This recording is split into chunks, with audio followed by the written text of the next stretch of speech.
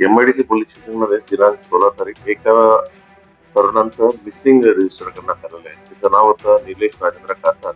हा राहणारा जामनेर. बट तो जळगावमध्ये एका फायनान्स कंपनीमध्ये काम करायचा. दररोज जळगावमध्ये येणं-जाणं त्याचं काम होतं. 15 तारीख सायंकाळी पासून तो माणूस मिसिंग होता. म्हणून 16 तारीख त्यांचं पोलीस स्टेशनला मिसिंग रजिस्टर केलं.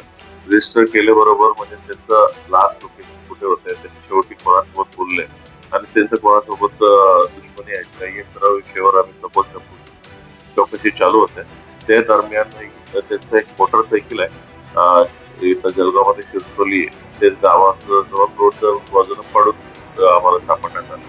मग त्याच्या पुढे म्हणजे हा लास्ट कोणाला भेटलाय या विषयावर आम्ही तपास करत असताना त्यांच्यासोबतच काम करणारे फायनान्स कंपनीमध्ये एक दिनेश चौधरी म्हणून ह्या माणसांनी लास्ट त्याच्यासोबत होता, ही आम्हाला निष्पन्न झाला. हा दिनेश चौधरी आणि आणखी त्यांचे मित्र एक भूषण पाटील हे दोघांना लास्ट मध्ये भेटलेलं आहे.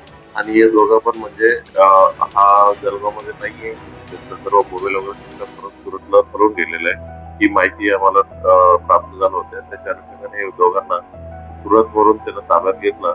त्यांना विचारपूसमध्ये यांनी कबुली दिली की हा निलेश कासार आहे. निलेश कासारांना त्याला गला दाबून त्यांना मारून टाकलं. त्याच्यानंतर त्यांचं प्रेत एका विहिरीत जवळपास विहिरीत त्यांना टाकून दिलेलं आहे असं त्यांनी कबुली दिलेलं आहे. कबुली दिल्यानंतर कबुलीनुसार त्याची बॉडी आज विहिरीतून बाहेर काढण्यात आली.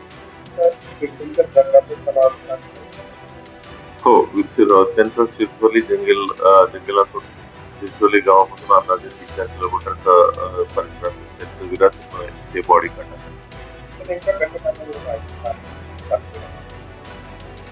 नेमका अंदाज एक्झॅक्टली ते सांगता येत नाही. म्हणजे अजूनपर्यंत जे आरोपी आहे स्टेटमेंट बदलत आहेत. आम्ही एक्झॅक्टली कन्फर्म झालेलं नाहीये. बट प्रथमदर्शनी म्हणजे किरकोळ कारणास्तव म्हणून त्यांना सांगतायत. पण किरकोळ नाही, काहीतरी वेगळं कारण आहे असे आमच्या डाऊट आहे.